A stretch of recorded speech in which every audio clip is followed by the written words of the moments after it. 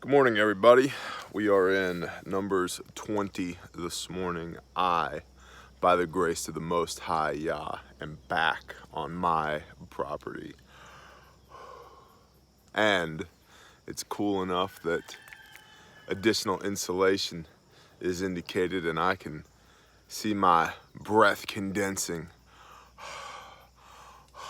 this morning. I love it. I'm blessed. Thank you all for being here. Thank you for sharing this time with me.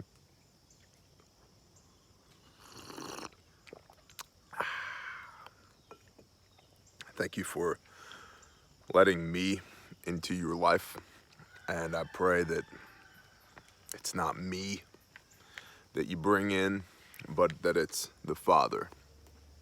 I am Brother T.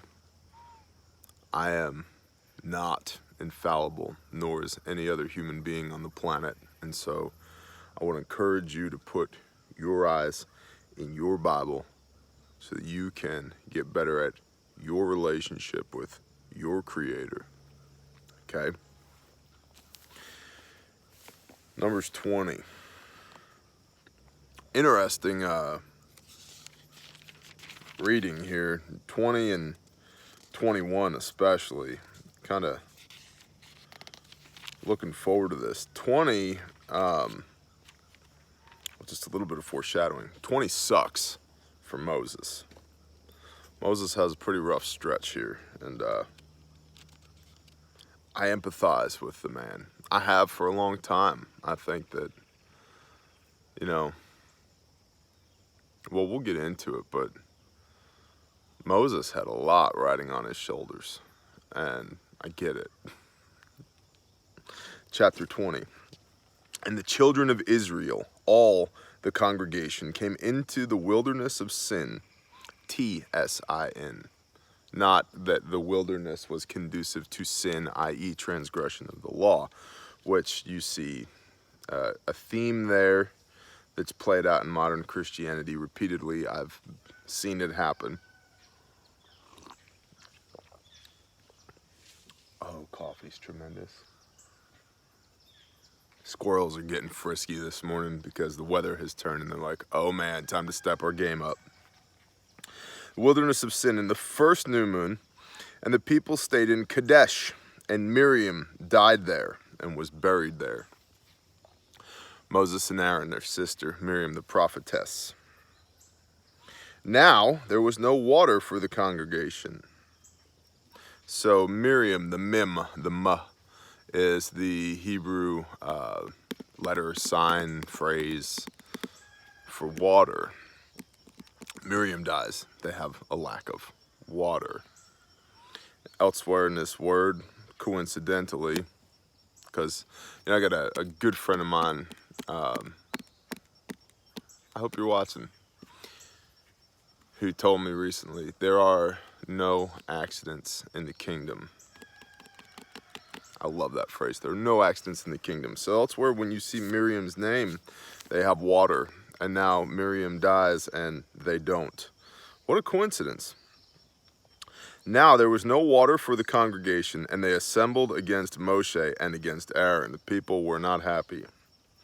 And the people contended with Moshe and spoke, saying, if only we had died when our brothers died before Yahweh. If only we had died. Remember what recently happened when the father smoke checked Dathan and Abiram and Korah, and then 14,000 plus people with the plague that Aaron stopped. If only we died with those brothers and fell before Yahweh. Yeah, okay. You see where their allegiances lie. Why have you brought us up from the assembly of Yahweh into this wilderness, that we and our livestock should die here? And why have you brought us up out of Mitzrayim, out of Egypt, to bring us to this evil place? Not a place of grain or figs or vines or pomegranates, and there is no water to drink. Grumbling. Then Moshe and Aaron went from the presence of the assembly to the door of the tent of appointment, and they fell on their faces, and the esteem of Yahweh appeared to them. They're bugged out, man. They left the people and they went to see the Father. There's a lesson right there. And Yahweh spoke to Moshe, saying, take the rod and assemble the congregation, you and your brother Aaron, and you shall speak to the rock before their eyes, and it shall give its water, and you shall bring water for them out of the rock, and give drink to the congregation and their livestock. So the rod of Aaron, the rod that budded, that proved that Aaron was the high priest, and basically confirmed the ordination on Aaron. That rod, take it, Moshe, and speak to the rock, and you'll get water. And Moshe took the rod from before Yahweh as he commanded. And Moshe and Aaron assembled the assembly before the rock. And he, Moses, said to them, rifle shot. Somebody's putting meat in the freezer. Which it's bow season, but you know, it's a little, around here it's deer season, and the locals don't really quibble over the details.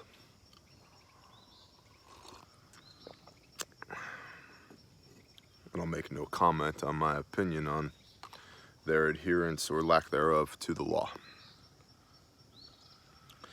because I've been so poor that I've had to kill things to eat myself.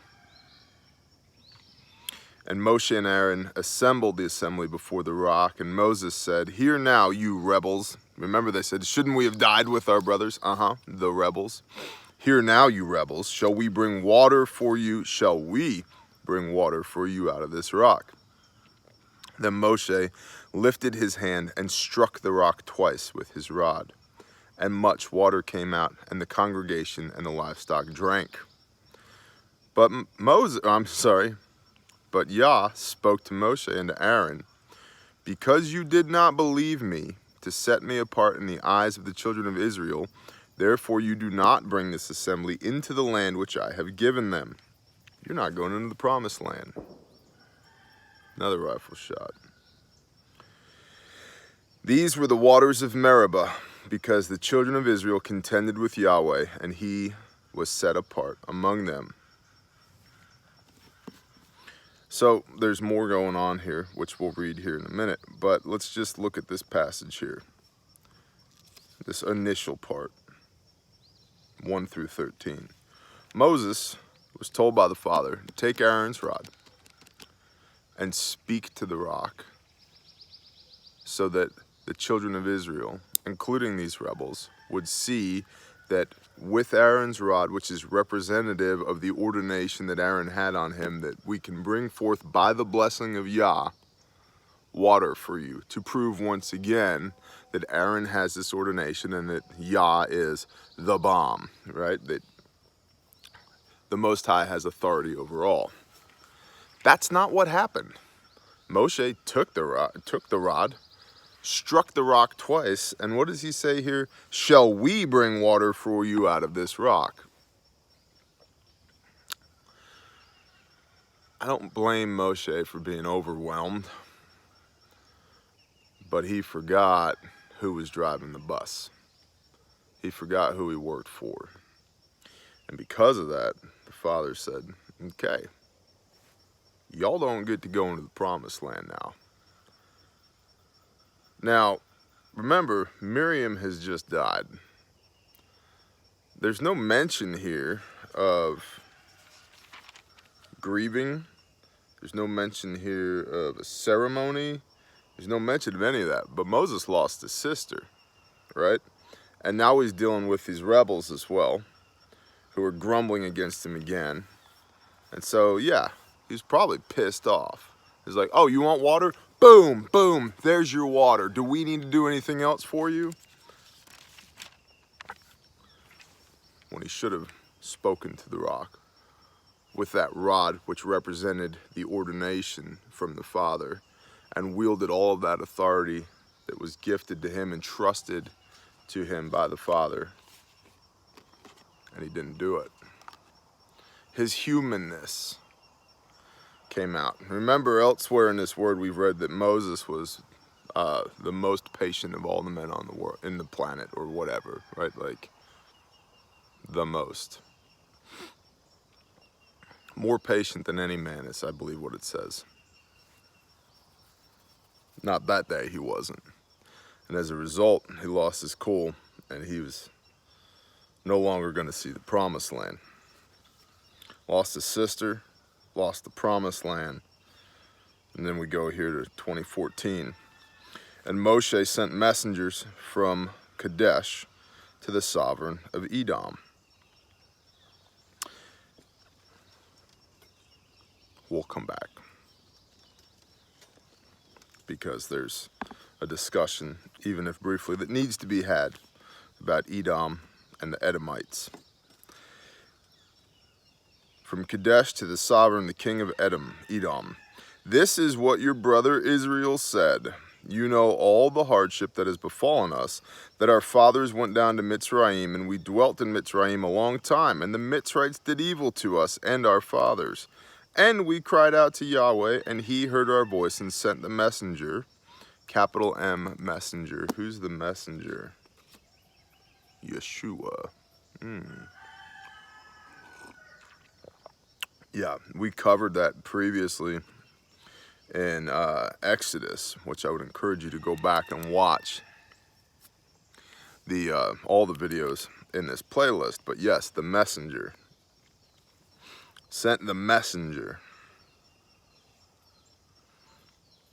and brought us up out of Mitzrayim. And see, we are in Kadesh, a city on the edge of your border. They're like, yo, what's up, Edom?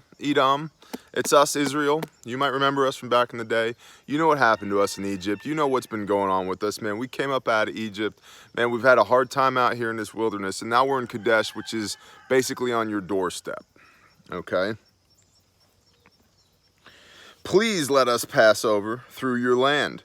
We shall not pass over through fields or vineyards, nor drink water from wells. We shall go along the king's highway. We shall not turn aside left or right until we have passed over your land. We just are looking to get through here. We're not gonna mess with anything. We're gonna stay on this road. No worries. But Edom said, you do not pass over through me, lest I come out against you with the sword. Said, you're not coming through here, or I'll meet you with my sword. Which is not what you want to hear. And the children of Israel said to him, we shall go by the highway. Bro, we'll just stay on the highway. And if I or my livestock drink any of your water, then we'll pay for it. Let me only pass over on foot without a word. We're just passing through. Even if I drink some water, we'll pay for it. There's no need to get swords involved, bro. We're just trying to get through here. So there is some negotiation going on here. But he said, you do not pass over. And Edom came out against them with many men and with a strong hand. So now the king rallies an army with many men and a strong hand, and they're like, we're going to do this. I told you no. You asked twice. I told you no. Now we're coming out against you. Excuse me. So when Edom refused to let Israel pass over through his border, Israel turned away from him. Another rifle shot. Boys are getting after it this morning. That one was from over there. It sounded 243-ish. There were two from over here that were like 30 caliber-ish. That one was very cracky, but not quite as cracky as the 223, 5.56 NATO.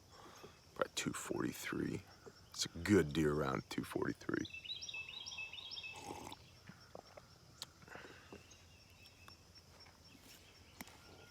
Anyway, now I'm thinking about putting meat in the freezer myself.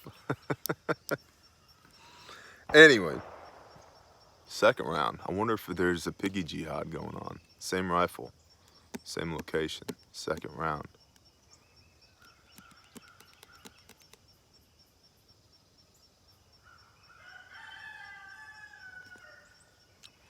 And all the children of Israel, all the company, departed from Kadesh and came to Mount Hor. And Yahweh spoke to Moshe and to Aaron in Mount Hor, near the border of the land of Edom, saying, and we should, here, I'm going to show you guys something right quick. Go all the way to the back of the scriptures here. I love this book for lots of reasons, but let me show you. See this map here? Okay. That's not helping. Hold on. And yeah, that's probably the map I wanted. Okay. Events in the Tanakh. They are all the way down here. Okay, see here where it says Hormah? Okay, Hormah we'll see is Mount Hor. Okay, and so down here is Edom. Okay, and this region here is what will become the land allotment for the 12 tribes. Okay, and the promised land. And so they're down here in this area on the border, and they're like, bro, can we pass through? And the king of Edom's like, ain't happening. They're like, okay, so we'll just go up to Mount Hor, which is in this area, which is Hormah. Okay, so this is what's going on here. Okay, they're looking to do some of this, and the king's like, nope, not happening. So Mount Hor is in this area, Hormah, right here. Okay.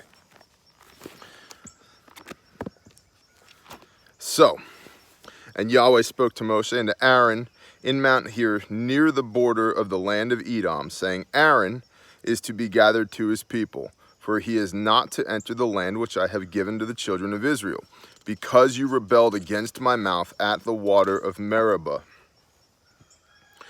Aaron ain't gonna make it. He's gonna be gathered to his people. He's dying. .22 pistol. Rifle shot, pause. Second rifle shot, which was a follow-up. And then a little crack, which means that they probably just finished the job up close. Gotta get that meat in the freezer. Okay. And it's a beautiful morning for it. I don't blame these guys one bit. So Aaron is dying, and I love the phrase, gathered to his people. That's great.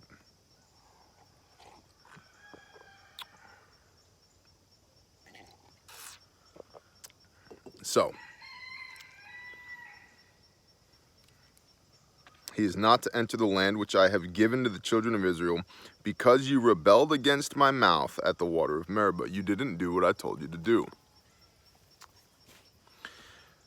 I'm not even going to make hay out of that statement, other than to say, ladies and gentlemen, and myself included, there's a clear teaching here about the consequences of not doing what the Father tells us to do, especially if you find yourself in an official capacity on behalf of the Father. Okay. And Aaron and Eleazar his son, take Aaron and Eleazar his son, and bring them up on Mount Hor, and strip Aaron of his garments, and put them on Eleazar his son, for Aaron is to be gathered to his people and die there. So this ordination, this authority is passing from Aaron to Eleazar. And Moshe stripped Aaron of his garments and put them on Eleazar his son. And Aaron died there on top of the mountain. And Moshe and Eleazar came down from the mountain. And when all the congregation saw that Aaron was dead, all the house of Israel wept for Aaron 30 days. So Moses lost his sister, lost his ticket into the promised land, and lost his brother, all in a short span of time. Israel lost their prophetess and their high priest, all in a short period of time.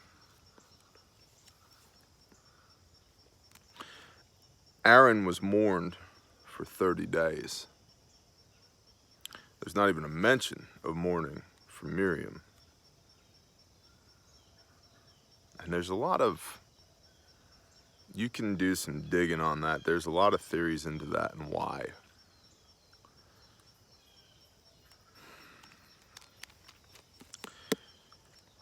Turn to Genesis 36 just for a minute, just to do a little bit of a foundation on Edom and the Edomites. Genesis 36. And this is the genealogy of Esau, who is Edom, the Edomites. Esau. Who was Esau? Jacob's brother.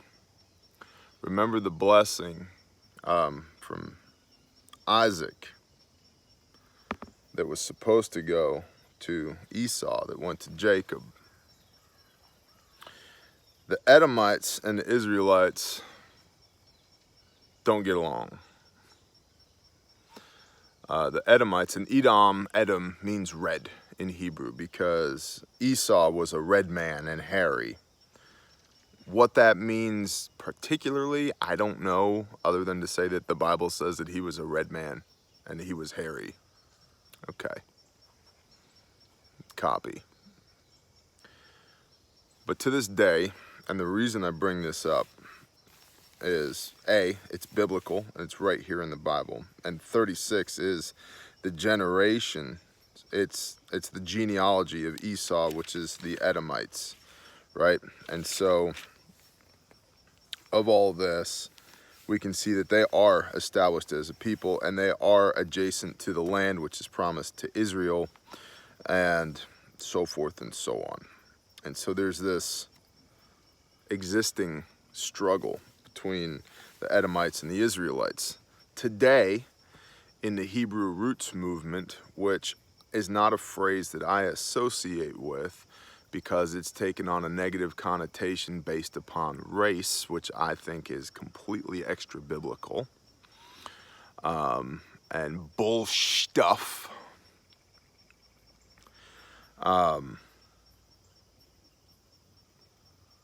People in the Hebrew roots movement often call people like me and others Edomites as a derogatory term.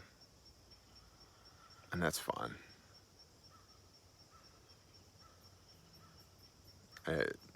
Whatever. I'm not, but okay. And just to be perfectly clear, because I get this question a lot,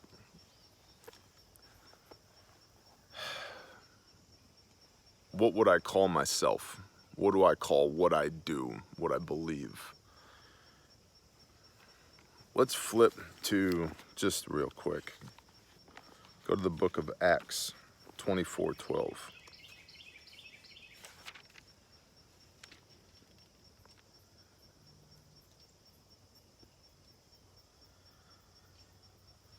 I'm sorry, not 24:12, or is it 24:12? Or is it 12:24?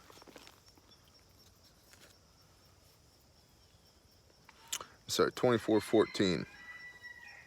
And this I confess to you, this is Paul, and this I confess to you, that according to the way, which they call a sect, so I worship the Elohim of my fathers, believing all that has been written in the Torah and the prophets, having an expectation in Elohim, which they themselves also wait for, that there is to be a resurrection of the dead, both of the righteous and the unrighteous.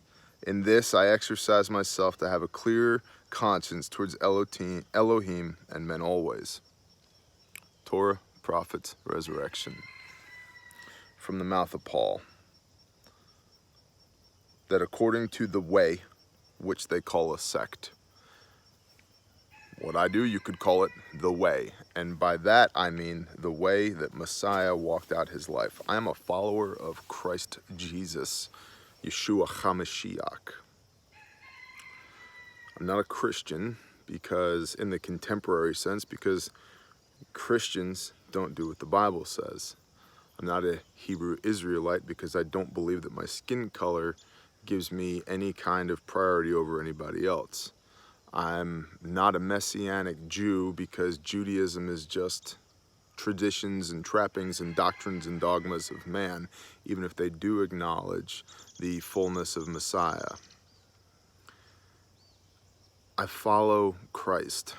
That's what I do. And in the doing of that, I've realized by reading my Bible that the Last Supper was Passover. And when you read about Passover, you find a commandment that says you will do this throughout your generations, a law forever. Okay, that's not done away with. Okay, so Messiah kept Passover. Messiah had zitziot tassels. These. Numbers 15, the rebellion of Korah. How do we know that? Because the woman with the blood issue for 12 years was healed because she touched it. And elsewhere we read in the Gospels that people had so much faith in Messiah that they thought that if they could just touch his zitziot, that they would be healed. Okay, so I do that. I keep a Leviticus 11 diet because they all did.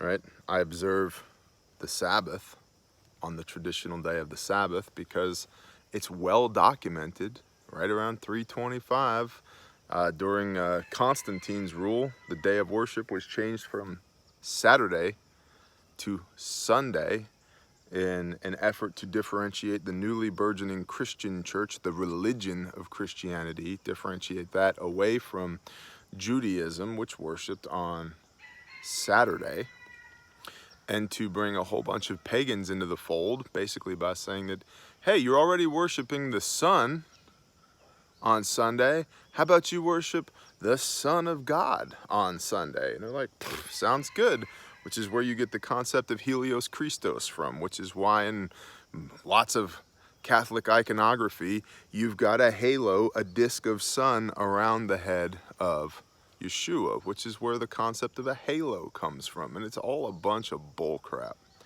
So what do?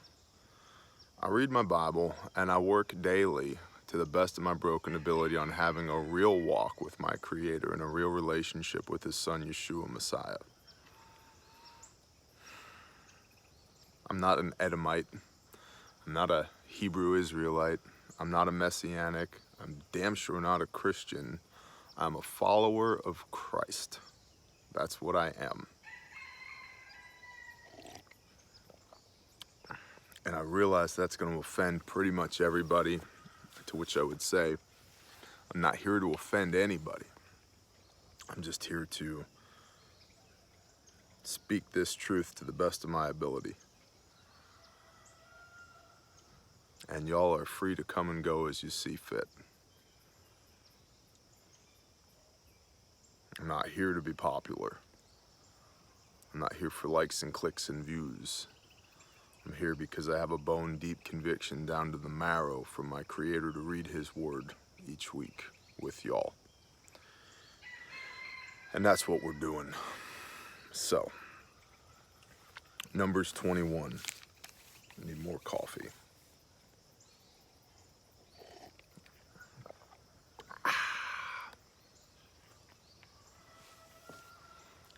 And the sovereign of Arad, the king of Arad, the Canaanite, who dwelt in the south, heard that Israel was coming on the way to Atharim, and he fought against Israel and took some of them captive. Then Israel made a vow to Yahweh and said, if you deliver this people into my hand indeed, then I shall put their cities under the ban. Now my translation says under the ban, and I really like this scripture's translation. But the King James says utterly destroy. I kind of like that translation a little bit better for what's going on here. If you deliver this people into my hand, indeed, then I shall utterly destroy their cities. I can get behind that a little bit more. The ban sounds like, tariffs, trade wars, not, we will utterly destroy you, so. And Yahweh listened to the voice of Israel and gave up the Canaanites and utterly destroyed their cities. So the name of that place was called Hormah, which we just saw. I showed you on the map earlier.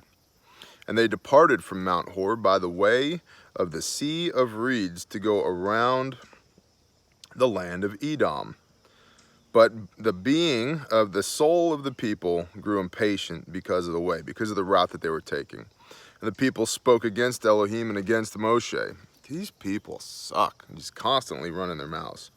Why have you brought us up out of Mitzrayim to die in the wilderness? For there is no food and no water, and our being, our soul, loathes this light bread.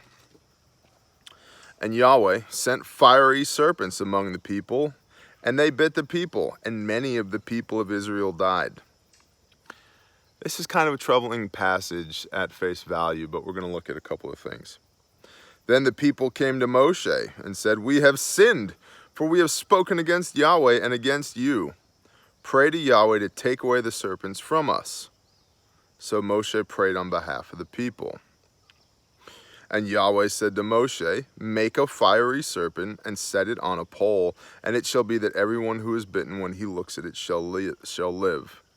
So Moshe made a bronze serpent and put it on a pole, and it came to be, if a serpent had bitten anyone, when he looked at it, the bronze serpent, it lived. Okay, WTF, what's going on here? So they start moving on, and they start grumbling again. No food, no water. Did you bring us out of Egypt just to die out here in the wilderness? Right? And my soul hates this. Like, uh-huh. Your soul should be thankful that you're still alive. Shut it down, Chaim. So Yah is like, okay, what's this? Fiery serpents. Now, that phrase, depending on who you ask, and again, duck, duck, go, baby. Ask Jeeves, whatever floats your boat. Bing.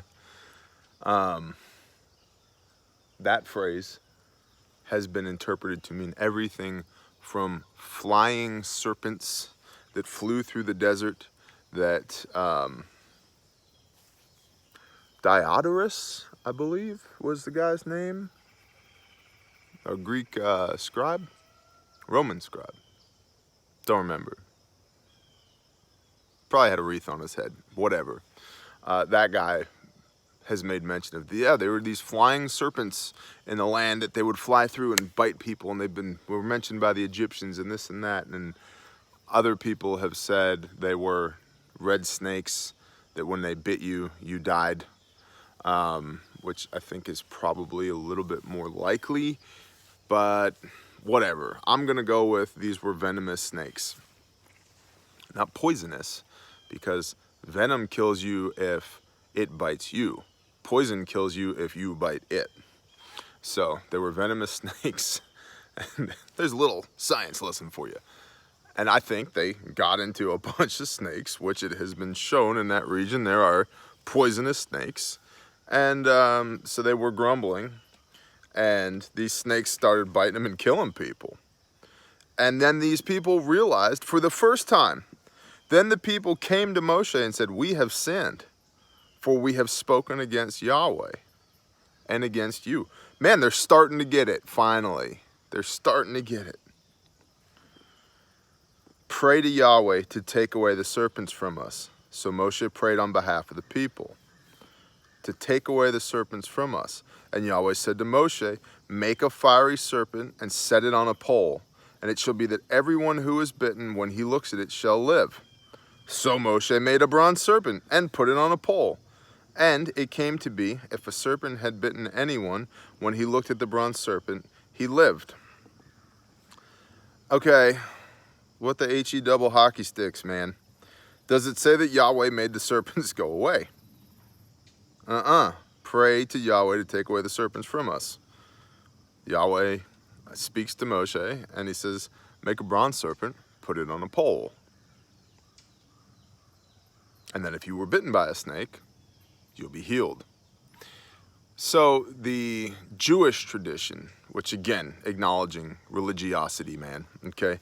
The Jewish tradition here is that that pole was high enough in the sky that everybody in the camp could see that bronze thing, and that when they stood back and looked at it, they were looking up into the sky, and that because they were looking up at Yahweh, they received healing. That's a fine oral tradition, man. The book doesn't say stuff about it. not a word about the miraculous faculties that were employed by this bronze serpent to heal people. But they were healed. Copy. And we can see that this had a bit of an effect. This was remembered because we can flip forward one chapter to Deuteronomy 8:15. Deuteronomy 8:15. That your heart becomes lifted up and you forget your Yahweh, your Elohim, who brought you out of the land of Mitzrayim from the house of bondage, who led you through that great and awesome wilderness, fiery serpents and scorpions and thirst, where there was no water, who brought water for you out of a flinty rock, who fed you in the wilderness with manna, which your fathers did not know, in order to humble you and to try you, to do you good in the end. You then shall say in your heart, my power and the strength of my hand have made for me this wealth. But you shall remember Yahweh, your Elohim, for it is he who gives you power to get wealth in order to establish his covenant, which he swore to your fathers as it is today.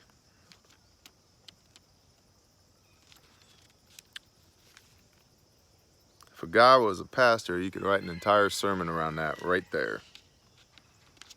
But you shall remember Yahweh your Elohim, for it is he who gives you power to get wealth in order to... Why do you get wealth? In order to establish his covenant, which he swore to your fathers as it is today.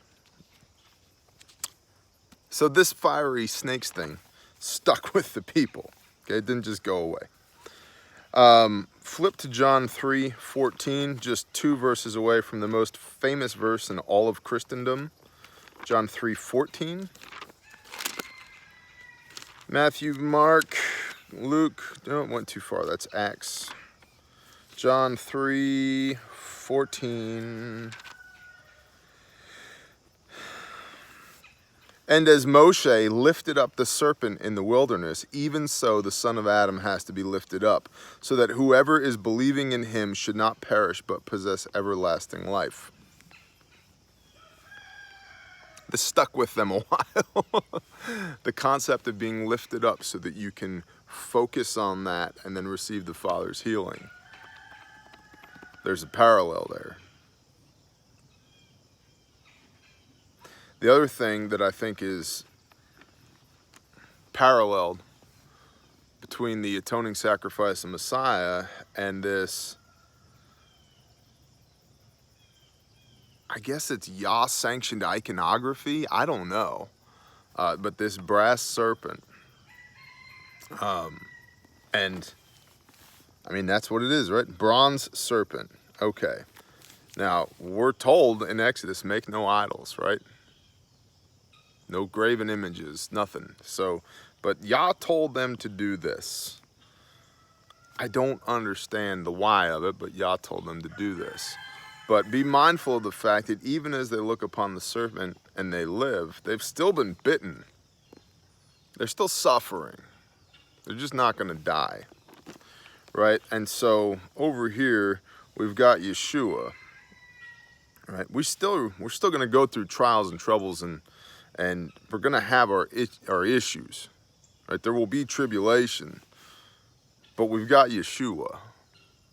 We're not going to taste the sting of death because we've got Yeshua. So we might still have fiery serpents nipping at us, but they're not going to kill us. They can't kill us because we've got Yeshua. So I just wanted you guys to see that. Okay.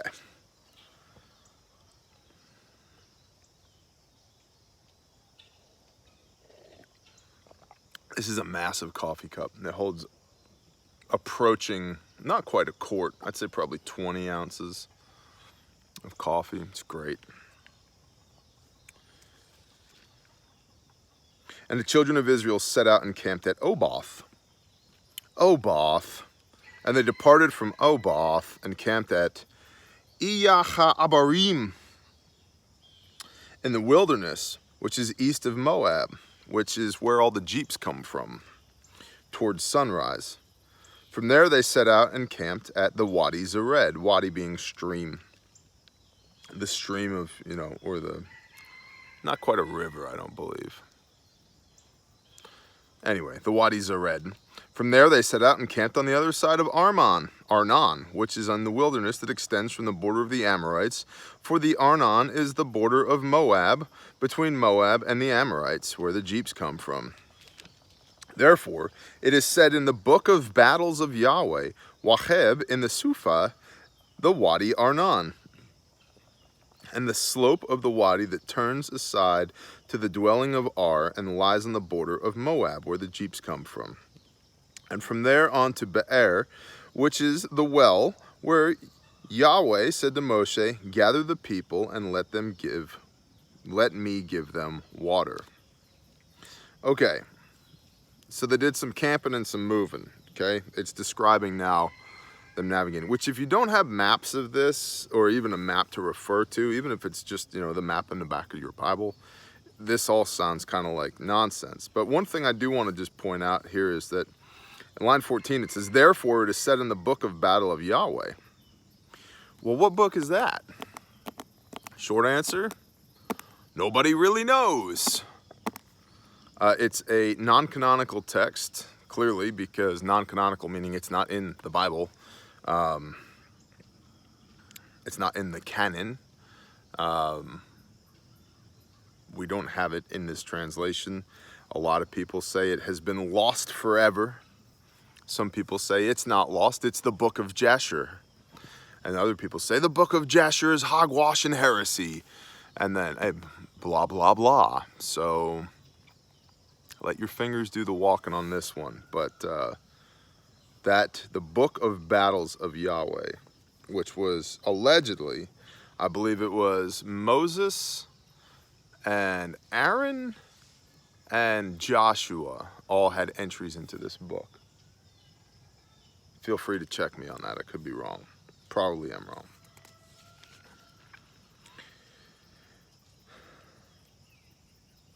And from there on to Be'er, which is the well where Yahweh said to Moshe, gather the people and let me give them water. Israel then sang this song, spring up, O well, sing to it, a well the leaders sank, which the nobles of the people dug with their staves, by the word of the inscriber, capital I, inscriber. What would an inscriber inscribe? Inscribers inscribe words?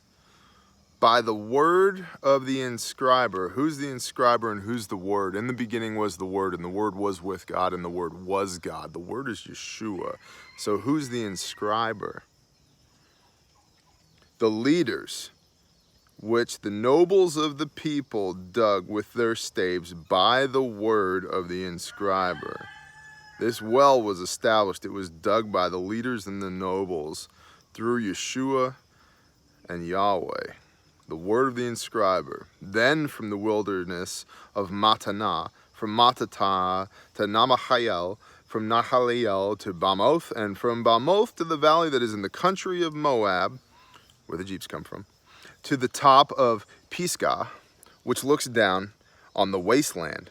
And Israel sent messages to Sihon, sovereign of the Amorites, saying, let me pass through your land. We shall not turn off the fields or the vineyards. We shall not drink water from your wells, but go by the sovereign's highway until we have passed over your border. But Sihon, or whatever, would not allow Israel to pass through his border. So Sihon gathered all of his people together and went out against Israel in the wilderness. And he came to Yahatz and fought against Israel. And Israel struck him with the edge of the sword and took possession of his land from the Arnon to the Yabok, as far as the children of Ammon, for the border of the children of Ammon was strong. They weren't going to go in over where the children of Ammon were at. And Israel took all these cities, and Israel dwelt in all the cities of the Amorites, from Heshbon and all of its villages. For Heshbon was the city of Sihon, the sovereign of the Amorites. They took the capital city, right? And so Israel is getting a little bit better at this by the edge of the sword thing. Remember, what was the entire reason that they did not go into the promised land in the first place? It was because of this bad report from 10 of the 12 spies who said, there's giants in the land, we'll be slaughtered. Well, they're getting their chops up. They're learning how to slaughter back. And why were they told by Yahweh they were going to wander in the wilderness for 40 years?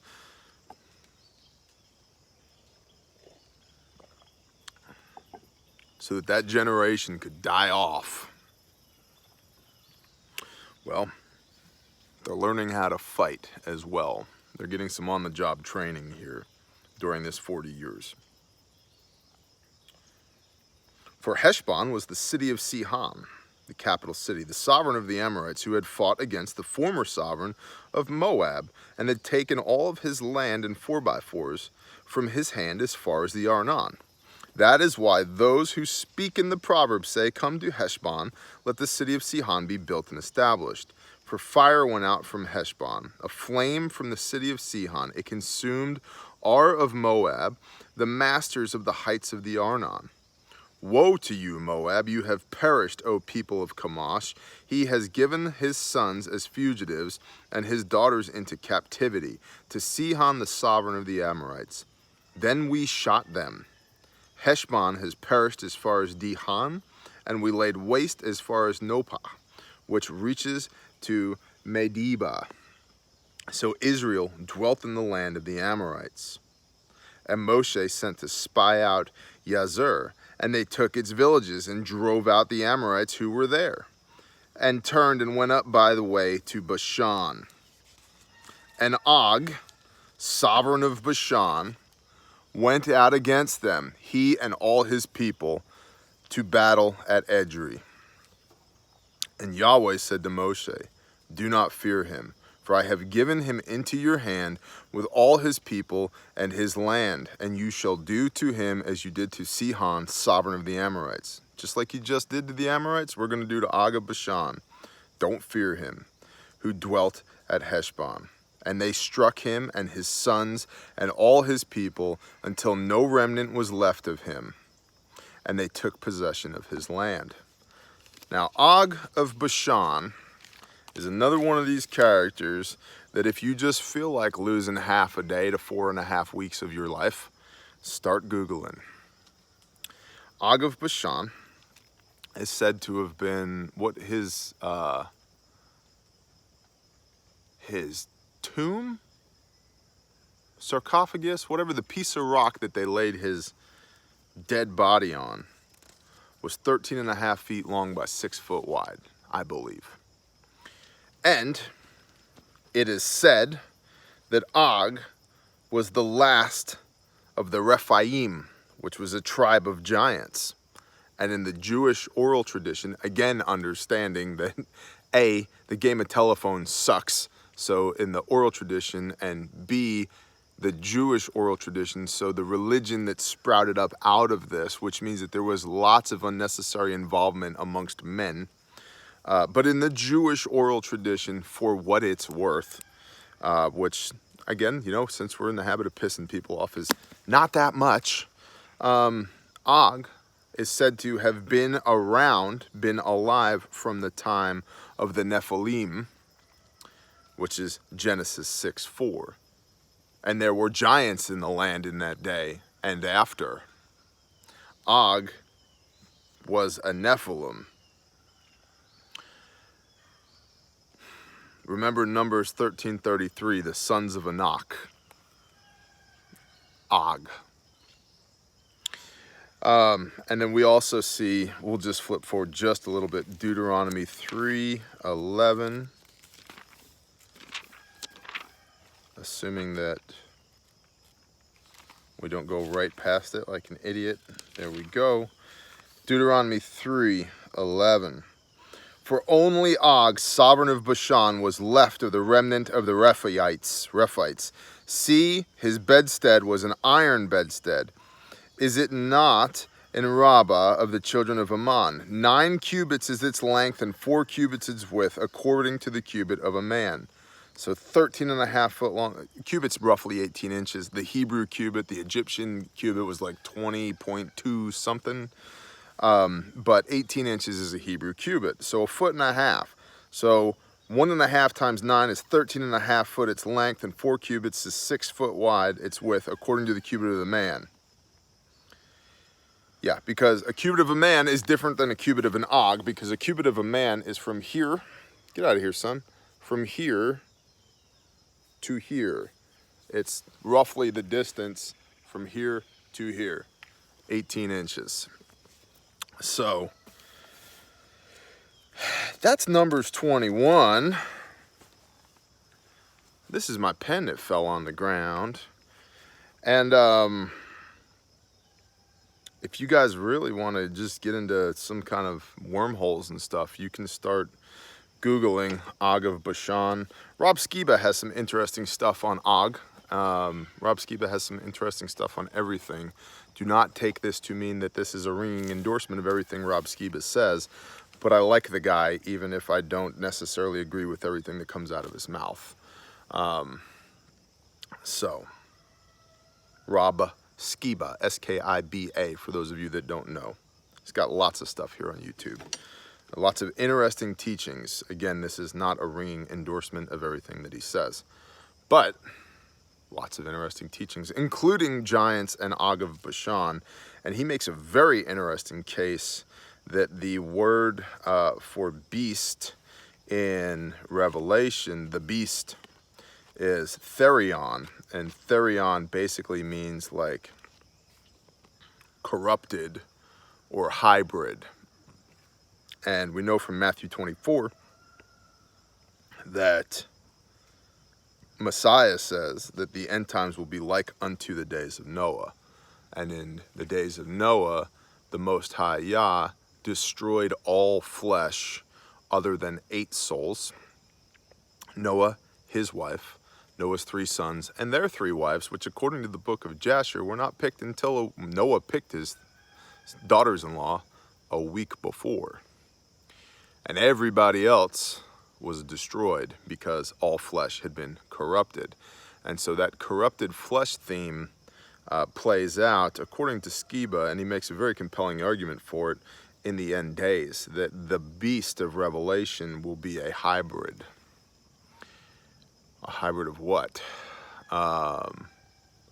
Probably some kind of Luciferian fallen angel, demon, something, and a human being. And didn't you see that Japan just approved human-animal hybrids? Can't wait. It's going to be great. It's going to be a blast. Somebody bring me a battle axe. And what does that have to do with Numbers 21? Well, Og of Bashan. It's not the neatest bow we've ever tied on a conversation, but it is a bow nonetheless. And so I thank you guys for being here. Thank you for reading this word with me. Thank you for being on this journey with me. I am not the man I was a year ago, and I will be sorely disappointed if I am still the same man that I am now a year from now. This is a daily walk with the Father, and I am honored and humbled and amazed by what the Father does and how he does it, and the fact that I get to be even remotely involved in it is incredible. So, thank you. Y'all stay blessed. Shalom.